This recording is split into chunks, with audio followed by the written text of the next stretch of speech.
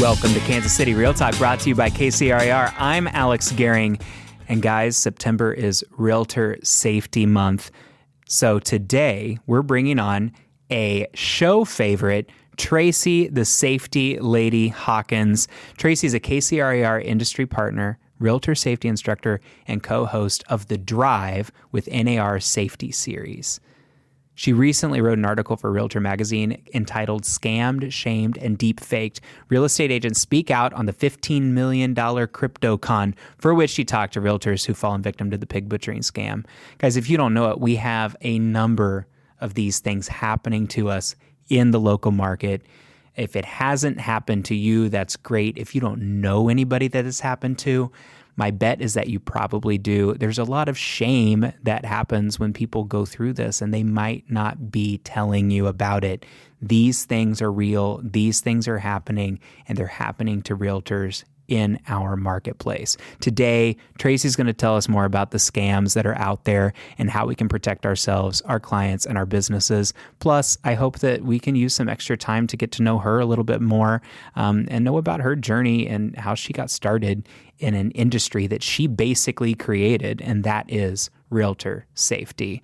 She is also teaching a class on October 30th, and it is going to be focused on artificial intelligence.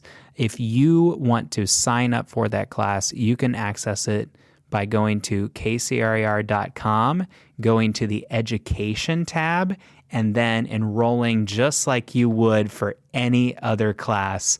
Amber's laughing at me right now because I am demonstrating that I don't actually know the steps to do that, and I'm assuming that all of you do. You can register in the KCRAR Education Campus. Oh, she nailed it. All right, guys, let's go get Tracey.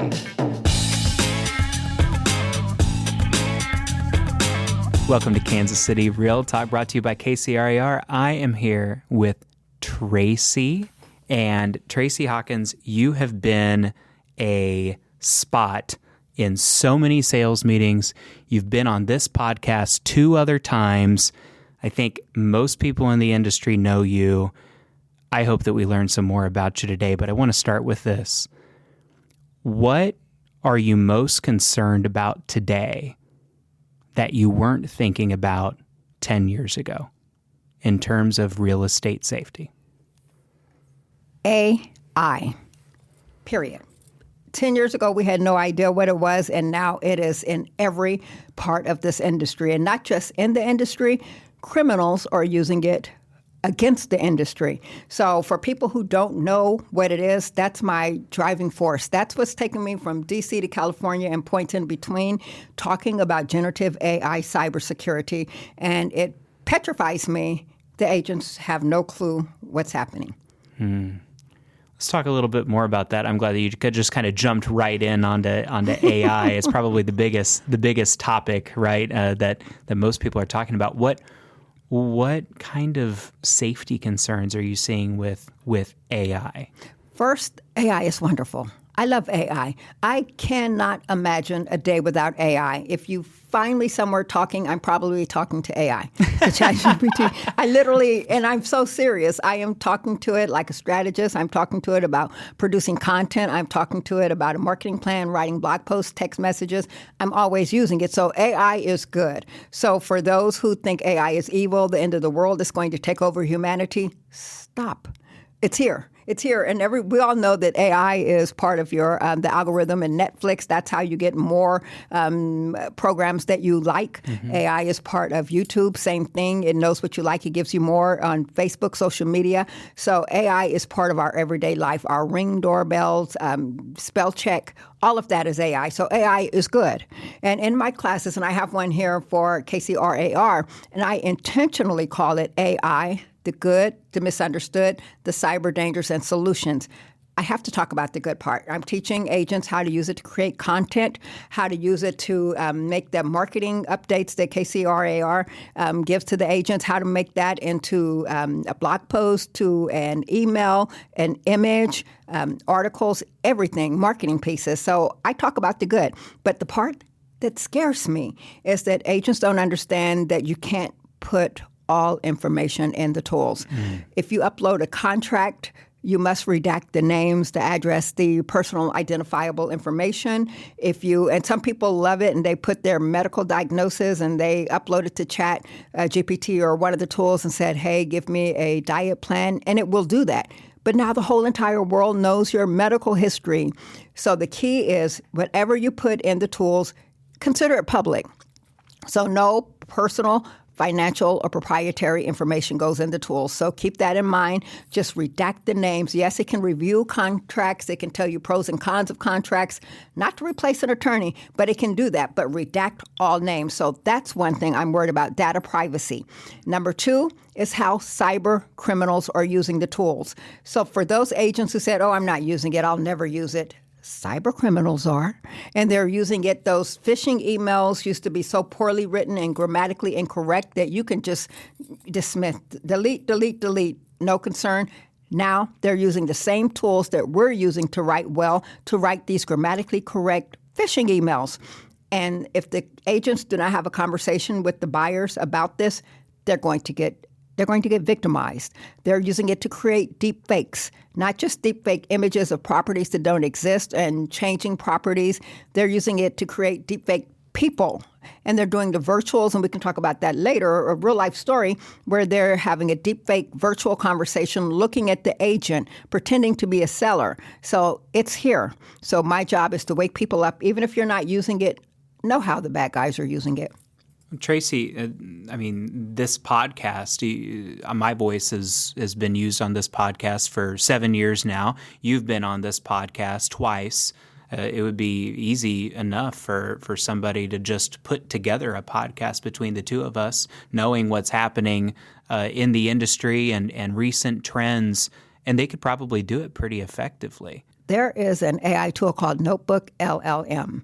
All they have to do is have a transcript. It could be a transcript of this podcast. It could be anything written, an article that you've written, anything, upload it to Notebook LLM, and all of a sudden you're listening to two voices talk about what you just said. So what you said is profound. Not only can they take our voices and create a transcript and a podcast, they can take our words and do it without us.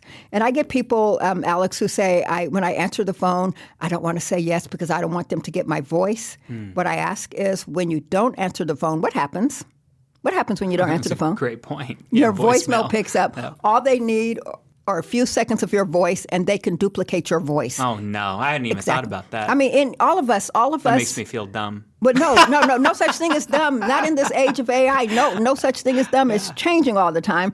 But all of us are encouraged to get out here, do more video, and to be present more. Your voice, I guarantee you, everyone's voice is somewhere in the public domain, online somewhere, where a cyber criminal can take just a few seconds of your voice, duplicate it, make phone calls to your friends or your family in your voice. And I know you've heard of the broker gift card scam, right?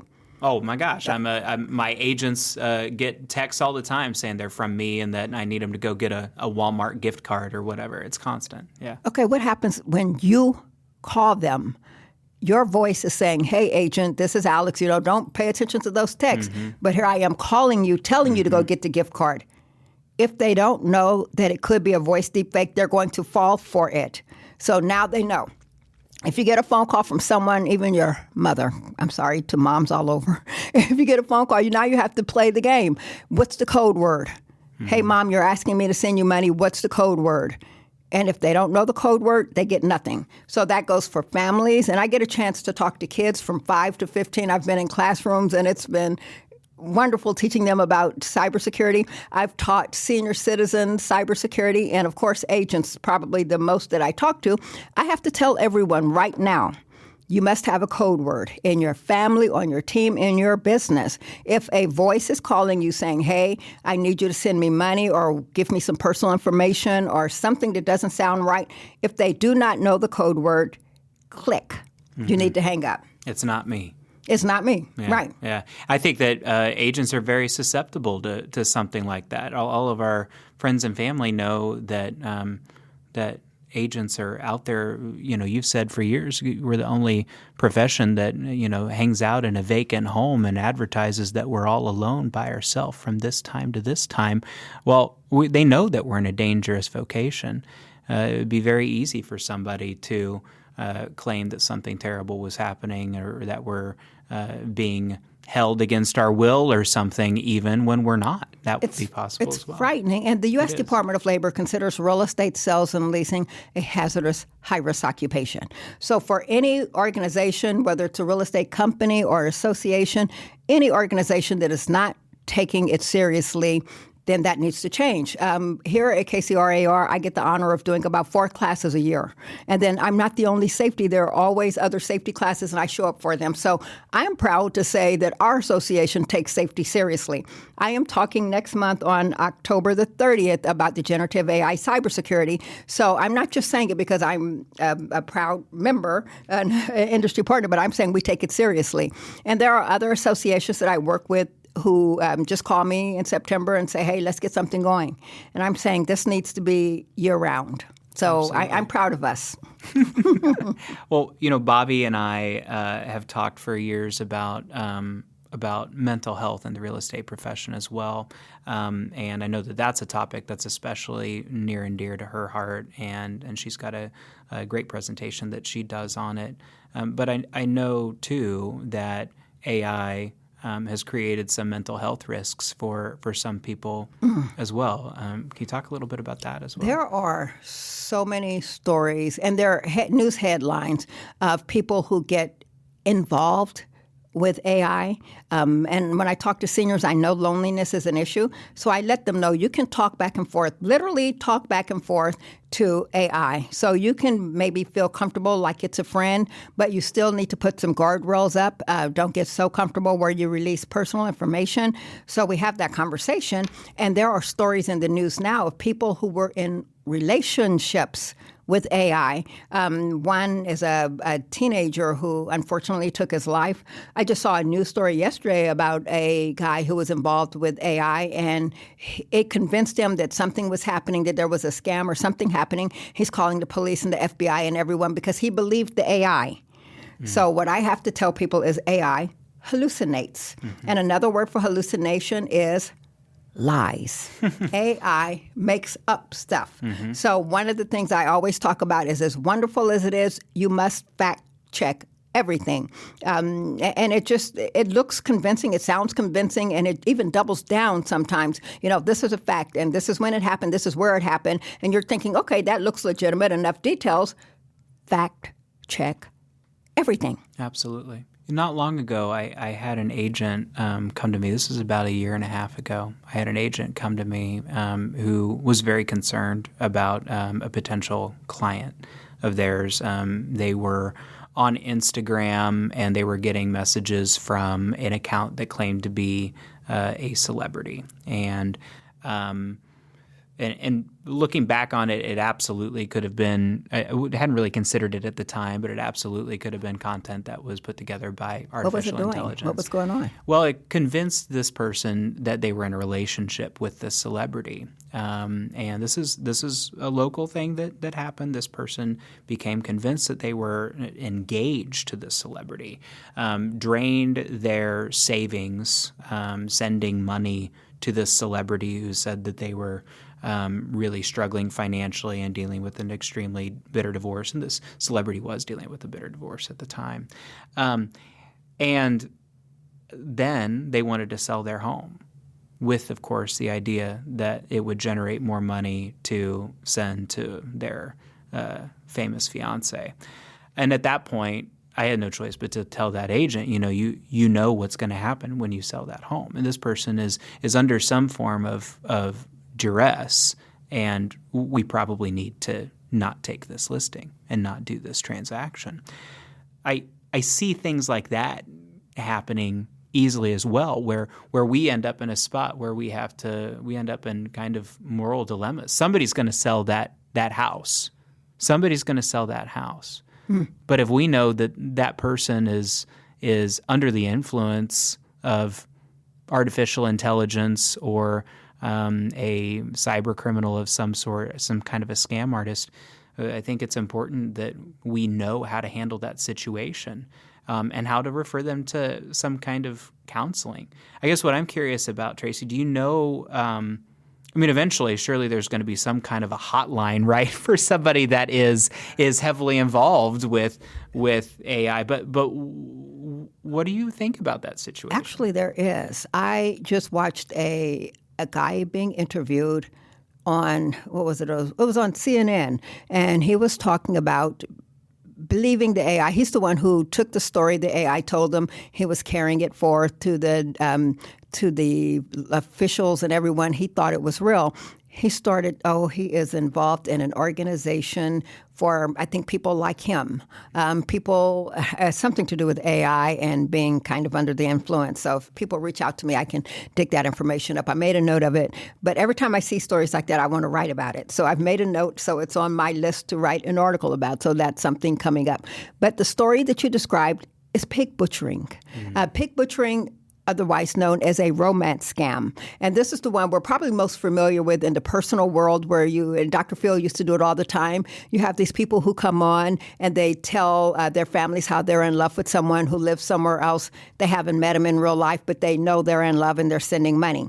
So the definition of pig butchering is to find someone, you target them, and I'll explain the story in the real estate world, but in general, you find someone, you target them, and the cyber criminal becomes their friend. So all of a sudden, here's someone who's your friend. They want to know how your day is going. They're talking about you, about life. They're just your friend. And then the next thing you know, they're asking for something, typically money. And so by now it's your friend. So you're going to give them the money. They need no harm. This is your friend. You're giving them money. So pig butchering refers to the process of fattening up. So they're fattening you up. They're being your friend. They're asking for a little money to start with, and then it'll be a little more money. And then the next thing you know, like you're saying, now you need to sell your house, come be with me. So they fatten them up before they slaughter them, as horrible as that is. So in the real estate world, I wrote an article for REALTOR Magazine, which was in the top 3 of the month of July. Thousands downloaded that because I think it struck close to home. During the NAR mid-year legislative meeting in D.C., a Secret Service person presented to the Risk Management Committee. He said that 60 real estate agents had been scammed out of $15 million. That was a wake-up call. Like I do, it's like, okay. $15 million from 60 real estate agents. And here's what I'm telling you. That's an underestimate. I'm telling you that because after the article was published, I've heard from some agents who said, I wasn't included in that, but it happened to me. So what happened with these 2 agents, and I got a chance to interview them, and they're saying both of them, one of them was a novice investor, the other was an experienced investor. They had cash buyers. So they were showing properties, and the cash buyer says, hey, I've got like $1 million or up to $3 million in cash, so let me know what you find. The agent's like, oh, how'd you do that? And they said, I will teach you how.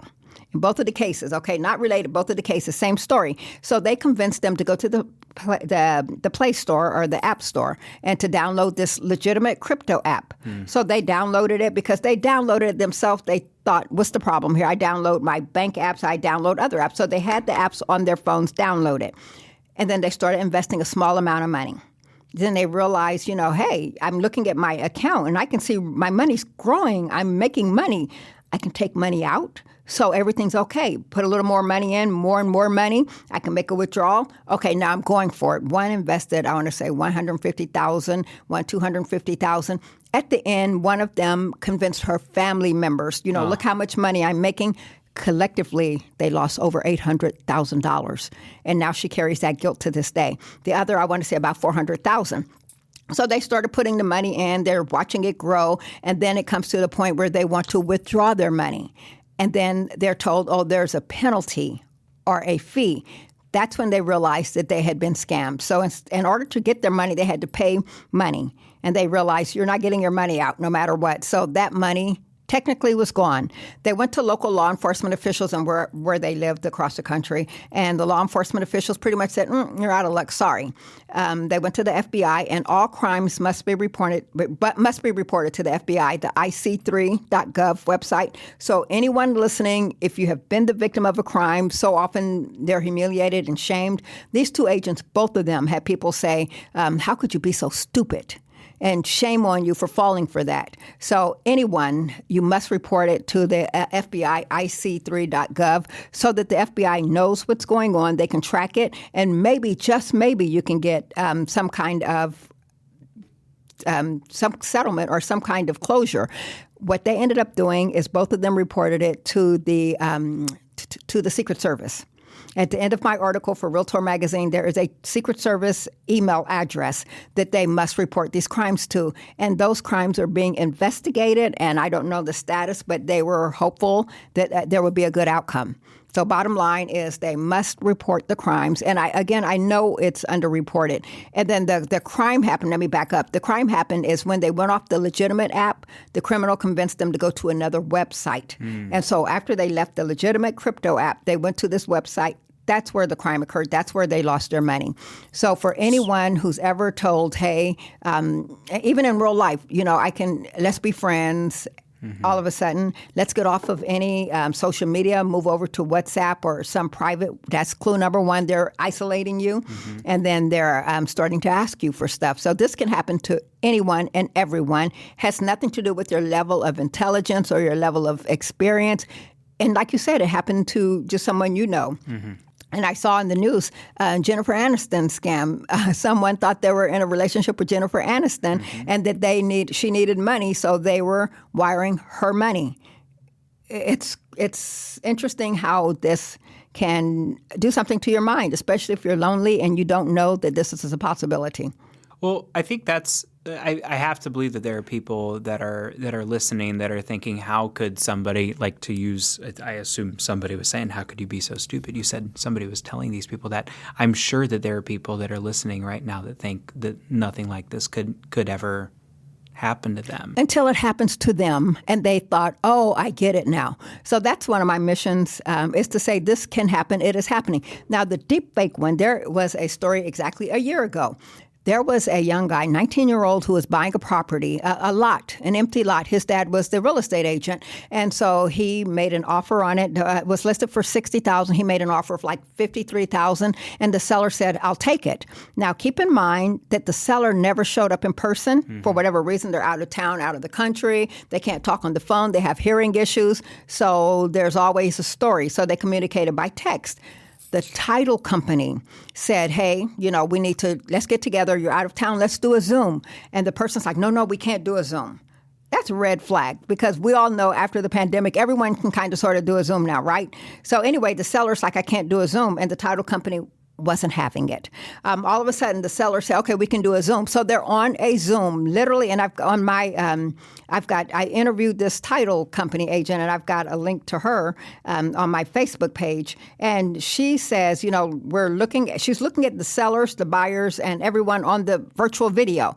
And then she's looking at that seller, and something looks a little wrong. The motion was a little jerky, and then the seller said, "Oh my, I'm having a connection issue." So basically, don't question the quality of our video. And then the title agent said, "We need proof of life." She said, "You need to raise your hand. Raise your hand."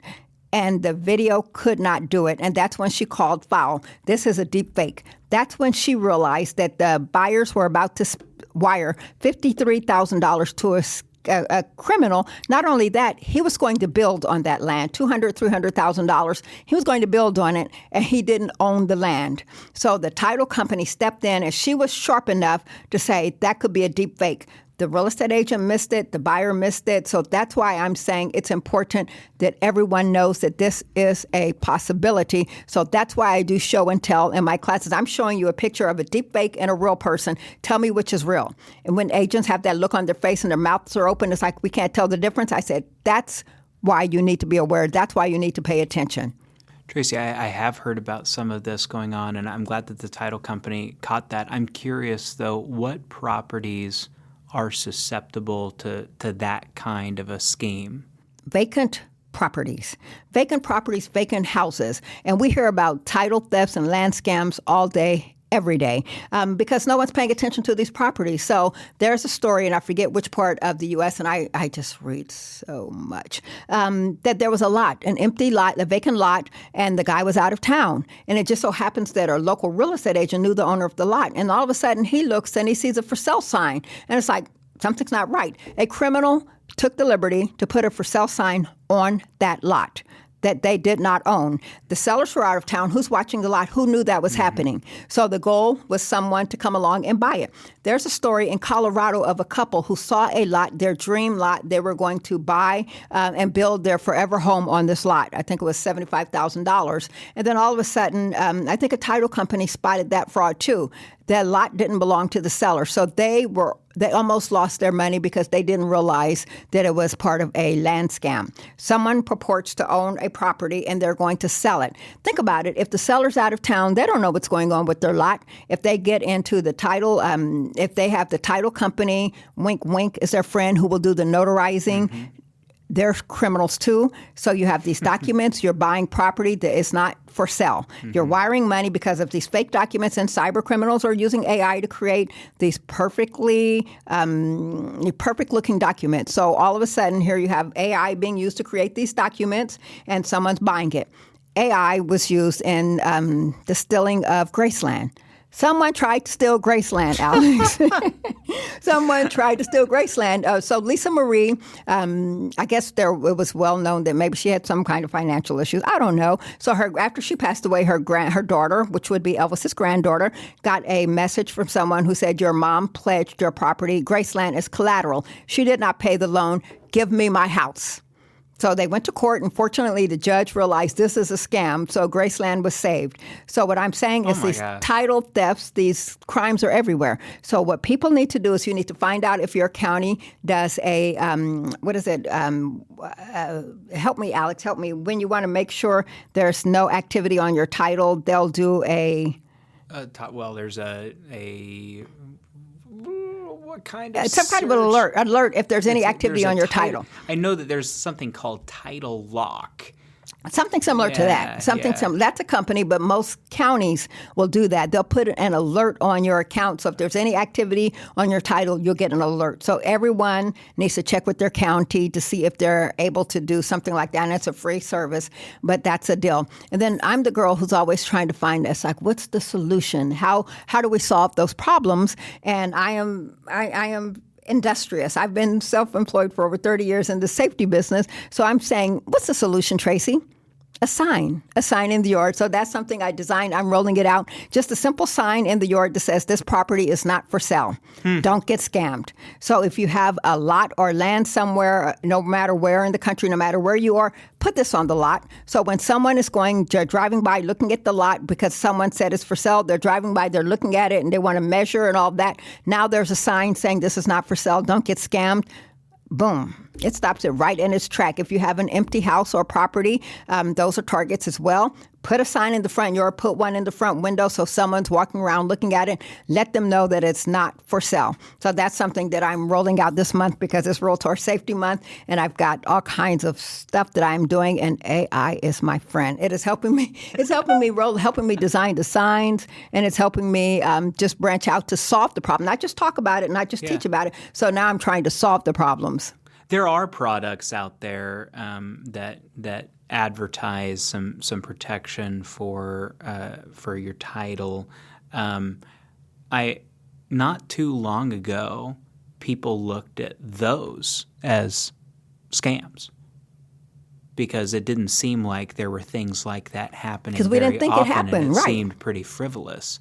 And now, I mean, I feel like about once a month, I do a lot of land, and my agents do.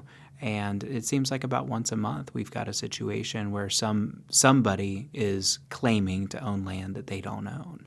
And it's pretty distressing. And it would be easy for somebody, especially a new agent or an agent that's been a little bit down on their business or somebody who's just not as involved in the industry, to miss that and get excited about a potential sale. I just think it would be difficult. So for those products, I want everyone to, and like you said, I see them like you, the commercials are everywhere. Do your homework. Look at reviews, the Title Lock commercial, and there's others. Do your homework. I know there are other industry players. I want to say Certified D will help stop wire fraud. And I'm just trying to pick off the top of my mind the ones that I know about. Property Shield, that's one I had an opportunity to talk to them, I want to say last year, and they're the alert system. They're the alert. If there's anything going on with your property or the title of your property, that they use AI to scan everything, to find everything. You're going to get a message saying there's activity on your property. So that's a company that directly is involved in the real estate industry who I've talked to. You still need to do your homework, but their goal is to stop title fraud. So I'm excited about them. And again, the Certified D will stop wire fraud, which is being accelerated by AI because cyber criminals are using AI to write these phishing emails. Yeah. So if the agents are not having the conversations with the buyers, and that's something everyone kind of went crazy when they had to do the buyer agency agreement. No, we can't just show up and show them. Now we have to meet them first, and everyone thought that was the end of the world. It was probably one of the best things for safety because now you're forced to meet them. And criminals don't want witnesses. So if you say we have to come into the office and sign this document, you're bringing them in where people are seeing them, so they're less likely to victimize. But here's what I tell agents. When it's time to get that buyer agency agreement signed, say, I want you to come in and I want to talk to you about how to avoid being the victim of a scam or fraud while we're in this real estate process. So let's talk about wire fraud. And then you have a conversation. You're going to get emails, and it's going to say, we're changing the wire instructions. Don't click on links. Don't believe it. Here's what I want you to do. Contact me directly. So you're having a conversation with the buyer and you're telling them about the scams that are out there that they're going to face. So instead of just saying, come in and sign this paper, let's talk about keeping you safe during the transaction. So you're sitting down with them, and who's going to say no to that? Oh, I don't want to come in and talk to you about how to be safe and how to not get scammed. Of course they're going to come in. And then, by the way, here's how we're going to do business together. And you know that agents can't tell buyers if a neighborhood is safe or not. This consultation will allow you to share resources. There are so many resources out there, spotcrime.com. Go to your police department's statistics. They have crime stats. Go there or call the crime prevention officer. Say, what are the crimes in that specific neighborhood? So as the agent, you're saying, I am advising you what you need to know before you buy a home because I can't answer it. But here's what I'm advising you. And by the way, here, sign this paper. After I've helped you, now let's talk about how we're going to work together. Yeah, so it makes it perfect. Tracey, you are so passionate about this topic, and you have been as long as I've known you, and I'm sure you have been for your entire 30-year career in doing this. But I'm curious, where did that passion for this come from? How did all of this start for you? I don't know where that. Okay, so. Where does it come from, Alex? I don't know. I've always been entrepreneurial. And then part of my community service, I have a twin sister, Stacey Johnson Cosby. We went, and she's a real estate agent. She's really out there, passionate, just like me. Mm-hmm. Passionate, I guess, can be a bit much sometimes, but that's what we are. We went to Catholic school, and we're Catholic. So part of our school curriculum was community service. So it's baked in. Mm-hmm. My mom and dad are veterans, Army veterans. My mom is a teacher as well. So imagine growing up, veteran and a teacher. Crack the whip, right? So we got our work ethic from there, our community service from our Catholic upbringing. And when I was looking for a business to start, number one, I wanted it to be something unique. And secondly, it had to serve the community. There has to be some way I am helping someone in this business. Stacey and I got our real estate licenses about 36 years ago. Gosh, that's a long time.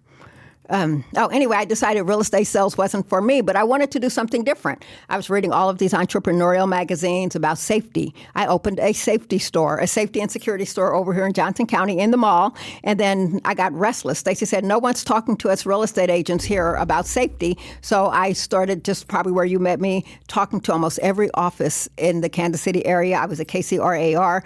Reese Nichols had their training program. They saw me there. So it was like Tracey Safety Overload. And then next thing I knew, I was doing it across the country. So now I've been in, I bet, 40 or so states. I haven't stopped to count. I've spoken or taught in all those states. I even created safety content for the Canadian Real Estate Association. So it kind of took off because no one was really talking about safety from my experience as an agent. And secondly, as an entrepreneur, After hearing an education director say, Tracey, I'd love to invest in you to come and talk to our agents. Safety is so important. She said, but it's not a good investment. Agents will not show up for any kind of training unless you're telling them how to make more money. That was my light bulb moment. It's like, so how do I build safety around making more money? I created the country's only real estate safety designation where I'm teaching agents how to protect the consumer. Like we talked about the buyer. We had that conversation, the consultation with the buyer. I'm teaching agents to do the same with the seller. When you go for that listing appointment, here is a security checklist that I've created for you. You're telling sellers to get medicine out of medicine cabinets, jewelry out of jewelry boxes. Don't post your schedules on the refrigerator like everybody does because you're telling people in your house when you're home, where you're home, don't have the kids and their school information out because you're telling whoever's walking through your house where your kids go to school. So I'm saying for the seller listing appointment, have this checklist. You walk in, you're not talking about money or marketing. Here's how we're going to keep your house safe while it's on the market. I guarantee you no other agent who's come to list a property has done that. So you're walking through the house, get that pile of mail away, put that away, that needs to go, store your weapons somewhere secure. So you're the agent in the seller listing appointment who is talking to them about keeping themselves and their family safe. That gives you an edge. You're leading with safety. That's how you show your value. And the thing that I've done for years, I wrote an article for REALTOR Magazine, I don't know, about 10, 15 years ago about how to convert FSBOs using safety. I created a safety tip sheet where you're telling FSBOs the same thing, don't have your... That. Exactly. Yeah. Thousands upon thousands of them have been downloaded. And then I updated it. I've added 2 more. Now it's 15 tips because I'm talking about AI now. FSBOs have no idea how criminals are using AI to scam them. So now I'm saying staple your business card to the sheet and then give it to a FSBO, mail it to a FSBO, stick it in their door handle, and let them know that they don't know what they don't know. And I guarantee you by the time they get to number 15, they're going to think, oh my God, this is dangerous. I'm letting strangers in my house. I didn't know about this AI, this deepfake thing. That business card is going to rise to the top of the stack. So that is a way to use safety to convert FSBOs. So that's the buyers, that's the sellers, and that is even FSBOs. I have to be different. I have to teach you how to build your business and make more money with safety. I can't just come in and talk about just basic safety tips. Nobody cares. No one's going to listen. I have to tell you how to build your business. Tracey, that education director was 100% right, and you were brilliant in the way that you turned that into an opportunity for yourself. That said, how sad is it that we have to think about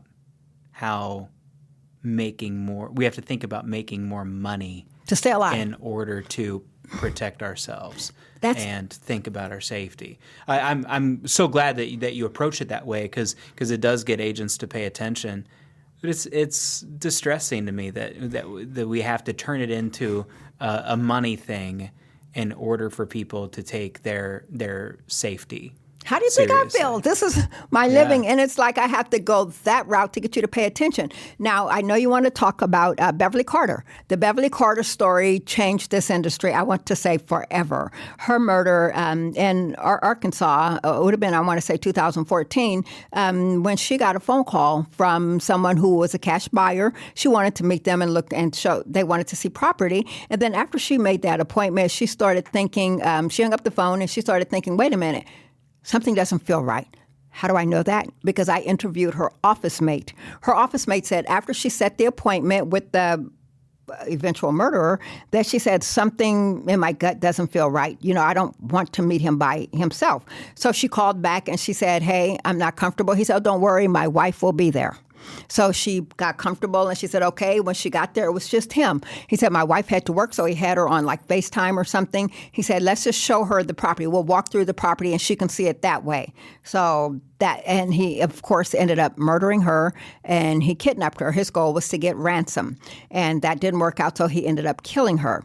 After that story, suddenly in an industry where people don't care about safety, don't value safety, people wanted to talk to Tracey, the safety lady. It took that to wake people up where I didn't have to twist arms. I was on the Today Show, the Boston Globe, Washington Post. Everybody wanted to talk to me all of a sudden, and associations were calling me. That lasted for a while. That story still reverberates, and the fact that Carl Carter had an opportunity to speak alongside him, to meet him, to know him, he kept his mom's story alive. Every single class that I do on personal safety, I'm talking about Beverly Carter because there are so many agents who said, I'd never do it. They do it every single time. Absolutely. There was another story in Minnesota, exact same story. So it's happening. One thing that I've had to do, Alex, is I have to talk about stories that are in the headlines, real life stories, so that agents understand that this is happening. It's happening in big cities, small towns. It's happening everywhere. Most agents have no idea that a female real estate agent was sexually assaulted within the last 60 days. A male agent was physically assaulted. Those stories don't make the news. I know about them because I'm plugged in. This is my industry. I write about them and I say, hey, agents, look what's happening. The most recent story that I just read within the last couple of days involved an agent in Florida, a broker in Florida, who was in her office, and all of a sudden a guy comes in with a gun. Now, you talked about mental health. I did write an article for REALTOR Magazine about how to deal with clients who have mental health issues. This broker was brave. She managed to de-escalate the situation. She talked him down, made it personal. She had the presence of mind to talk to him and to talk him down from the situation until the police got there. That is my next story, and that's my next interview. I reached out to her. It's like, I need to talk to you. When we were at NAR Next in Boston last year, we did a live podcast for the National Association of Realtors, the Drive with NAR.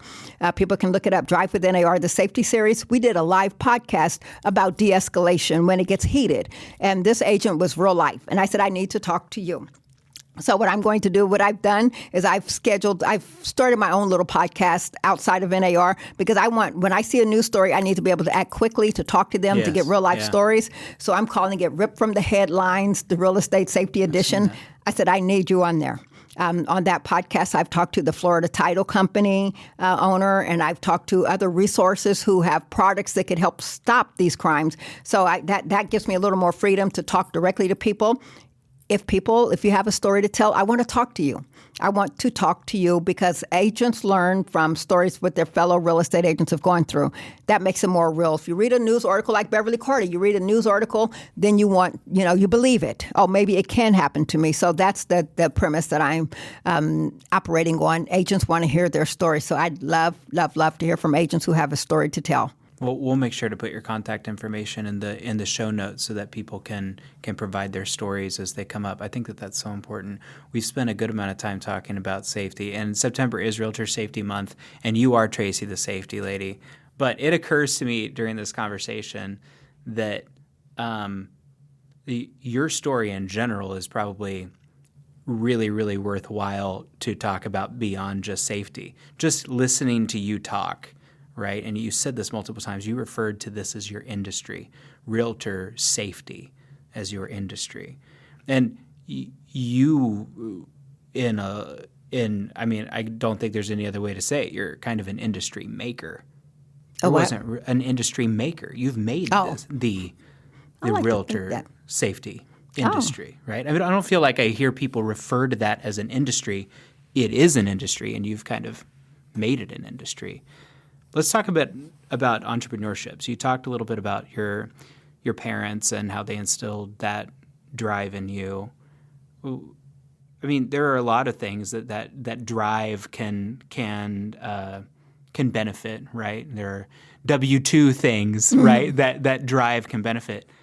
What in you made you know that you wanted to start your own business and be in business with yourself? Because I'm not a good employee. I mean, that's part of it. But I have these big dreams, and all of my family. My sister Stacey, she's an agent, and she's like an advocate. My little sister is a colonel. She retired after 38 years of Air Force service as a colonel in the Air Force. Hello. And my little brother owns his own physical, he's the workout guy. He's that guy. He owns his own business. So all of us are entrepreneurs on some level. And my mom is a teacher. And I kind of feel like I didn't have a choice. I mean, if there's something doesn't exist, you have to invent it, right? Yeah. So that's kind of what I did. There was no one talking about real estate safety in this industry. No one talking about making it a way to build business. So it's like, okay, I'll plug that hole. I'll do that. So that's kind of what I do. And I fill spaces where nothing was. People are talking about AI. You can find every single person in this country. People are curious about AI. Those who are curious, they're taking AI classes, how to be productive, how to reduce bottlenecks, workflows, but no one's saying, wait, let's do this safely first. So I had to create that class. So I create stuff that I see that doesn't exist. I have that in me. And I don't know. That's why I am a speaker. This is what I do. This is how I make a living. All day, every day, I'm working on my real estate business. And now I'm branching out. I'm not just in real estate because I'm here in Kansas City. I find myself on the board of the KCAI Club, and I'm the cybersecurity chairperson. And we're the 8th largest AI club in the country. I am a member of Women in Cybersecurity. I am now a board member for the National Speakers Association. So I'm trying to find a way to help other people become speakers. We're going to do a speaker showcase. No one's done that in a while, so I said, let's do it. So I am the girl who says, someone's not doing it. Oh, I'll do it. So I'm stepping in, and Alex, I am teaching in classrooms here. I'm teaching AI cybersecurity for kids from 5, which is very, very interesting, if I can say, to teenagers. Shawnee Mission West, and I did a technology boot camp. I'm going to be speaking to 150 plus Missouri educators, directors, educators, administrators, and procurement people. So I am kind of in Kansas City, the AI cybersecurity person. Now I am bringing that conversation here in Kansas City, not just in real estate, but in other industries. So this is my opportunity to say I am here. I'm not just in the real estate world, although I am firmly entrenched. I'm not going anywhere. But other industries say, hey, Tracey, we need what you have. So, and I am open to it. I'm so glad that you're talking to children about artificial intelligence. My 7-year-old and I talk about AI a good amount, and I'm very responsible with it. But we do use it together on occasion, just because I think that it's important for her to have a certain amount of exposure to it and to have some understanding of responsible usage and what it is. But one of the things that's really striking to me is that all last year and so far this year, although the school year's been short so far, absolutely no discussion about artificial intelligence in the classroom. And I think that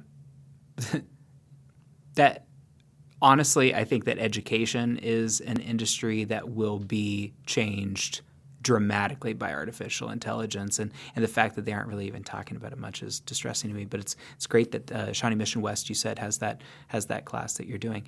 I want to go back to one thing that you said because I think that it's important.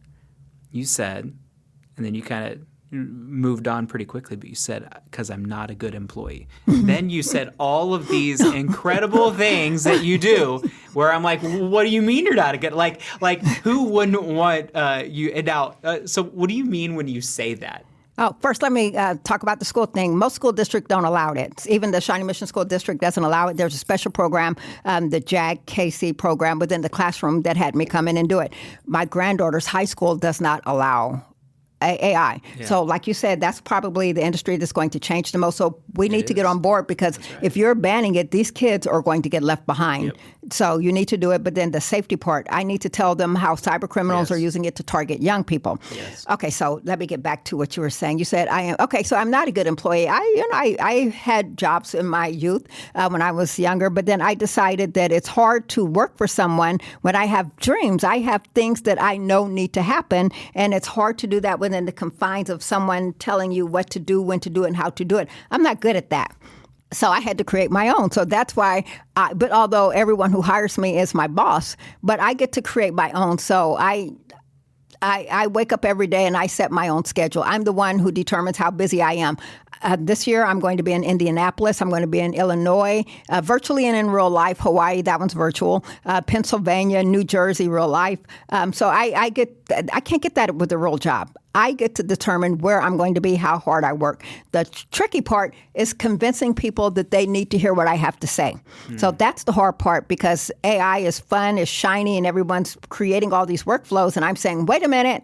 Let's make sure we're doing it in a safe manner before you go on. So people don't want to stop sometimes and hear that part of it. The entrepreneurial part of me, when I had my store in the mall, it was a security source. So I had baby safety stuff. I had personal safety like pepper spray, and I'm excited that I'm going to be bringing pepper spray back. And I know we sell it here in the store. We have the cute blingy spray. We have the no case spray, and that is fabulous. So people can walk into the KCRAR store and buy spray here.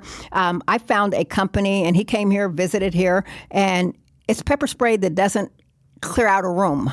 And so I'm excited about that. You know, you can use it in direct. It's more direct. Only affects the person you spray. And that's new and innovative. I've been researching it all year before I put my name on it. And I'm excited about that. You can use it in hospitals now because that's where my daughter works in a hospital. And people can get a little outrageous, but you can't do anything because you can't spray pepper spray. This one you can. Alex, I've created a line of signs like Smile, You're on Camera signs. I'm telling real estate agents doing open houses, you know, post a sign right when you walk in, Smile, You're on Camera. Throughout the whole house, use the removable tape. People act differently when they think there's a camera. We do. When we're in a store and we see a camera sign, so I'm saying here's a safety part of your open house. Post that you are on camera so people think twice before they misbehave. Put the signs throughout the house. I made them cute. People don't want just a plain old sign, so I made them cute. People can use it in their houses and their businesses. And I opened an Etsy store called Safety Printables. So my entrepreneurship will not stop from my signs. You know, this property is not for sale signs. My signs, my Smile, You're on Camera signs, the pepper spray that I'm about to be working with is not dangerous. So I am always growing and always finding some other hole to fill. Well, I can't stop. I cannot stop. And I love that about you. I mean, it's a pretty amazing thing. You're remarkable, and it's been a real pleasure to have you back on the show And I appreciate to talk about you. everything that's going on. And I appreciate that you take safety seriously. Like you said, this is my third time. The fact that you give time to safety is amazing, and I appreciate that you take it seriously enough to have me on. You and Tracey. Amber, the whole crew here, you guys are wonderful that you listen to me and share my article, the scam, deep fake scammed and shamed or something. The whole article, that pig butchering article in Realtor Magazine, it really resonated. It did. Well, I have to ask one more question. What else? Is there anything else that I would think we covered everything, but you never know. Is there anything else that we didn't talk about that we should have? It's Bobby's question. I have to throw it in there. Right. The whole scam thing, that's what's keeping me up at night. The ways that criminals are scamming and defrauding in the real estate community and regular people. So that's my job and I'm a workforce development instructor at Johnson County Community College now. I don't think I mentioned that. So I get to talk to regular people too and businesses. And my senior safety class is heartbreaking when you hear of people who have lost their money because they were scammed. So my focus, Alex, is talking about the scams and the frauds that are AI generated or just in general. I am on a mission to teach those classes to regular people, to kids, to agents, even to business owners. So how to avoid and spot and stop scams and frauds, especially those powered by AI and just in general, because the scams are accelerating. And if no one's talking about it, there are going to be more victims. And I'm trying to stop those victims because they're preventable. These scams are preventable with education. Absolutely. Hey, thank you so much for your message, Tracey. We will talk to you again sometime soon. I know we will. Everybody be safe.